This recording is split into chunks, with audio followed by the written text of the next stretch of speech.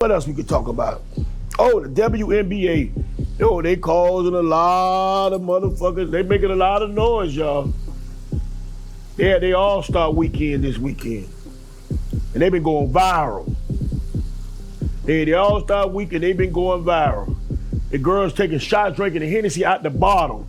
They driving a motherfucking boat. They went on the court wearing shirts, pay us what you owe us, and pay us what we deserve. Damn right, pay them. And damn right, have fun. Damn right, do whatever you want to do. Niggas in the NBA do it. What's the difference? Women been fighting with equal rights ever since the 40s and the 50s. There ain't no shit to stop it now. There ain't no shit to stop it now. Shout out to the WNBA, the president, the coaches, the team owners, and the players represent. We watching,